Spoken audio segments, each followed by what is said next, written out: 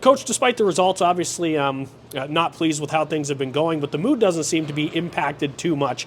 Does that kind of just speak to the character of your group and that focus on let's move on to the next one?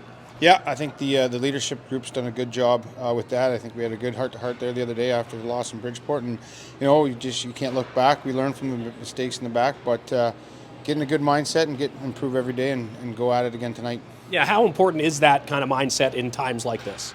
Well, it's very important, and it starts with that leadership group. They're not moping, they're disappointed, they're not happy with the losses, but you're not going to get better, and you're not going to get prepared to win if you're moping and dragging your butt. So they've been awesome, and hopefully everybody follows them. Wanted to get a thought on Jared Lucas-Savage's. When he scores, he tends to score in bunches. He just kind of comes out of his shell. Was there something maybe specifically that he did the other night that helped to get those couple goals?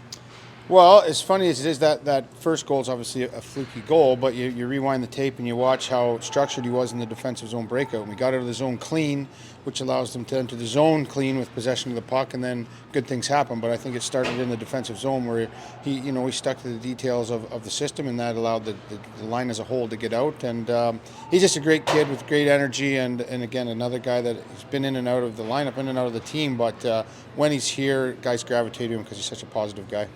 We've seen Igor Sokolov kind of go up and down at times. How do you get him going again? He's obviously a huge piece of this offense. Well, that's a great question. You know what? He cares as much as anybody, and he wants to score, and he's squeezing his stick right now. But you know what? I think he needs an ugly one. We're going to move him around a little bit and put him in a different spot in the power play. Maybe get him an ugly goal, and maybe get him a little bit of confidence and get him going. Roby Järventie is back from Ottawa.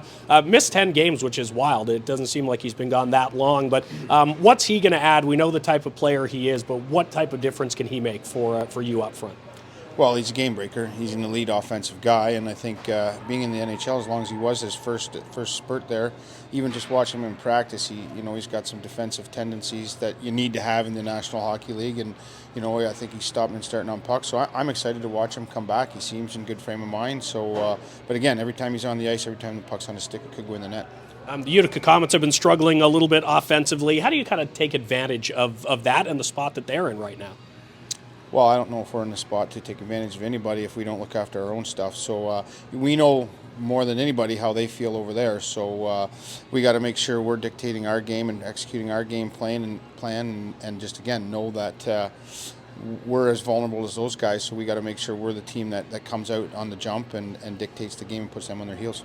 Would 3 of 6 points be considered a successful trip heading back home? I think it would. Obviously, at this point, it's been a long trip, some disappointment, but if we get this, going home 500 is a good thing.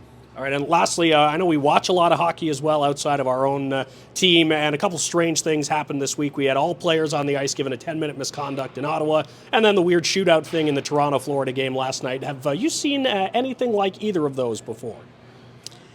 Well, I'm not going to comment on the referee's 10-minute misconducts because I do have a comment. But the shootout thing, I just watched it again this morning, and I kind of thought it was a good goal. I don't know if he did double tap that, but hey, they got guys that get paid a lot more money than I do to make those decisions, and that's the human element in the game, and I love it. If it was all robotic, I wouldn't like it, so I love the human element. Thanks, Coach. Always appreciate it. Thank you.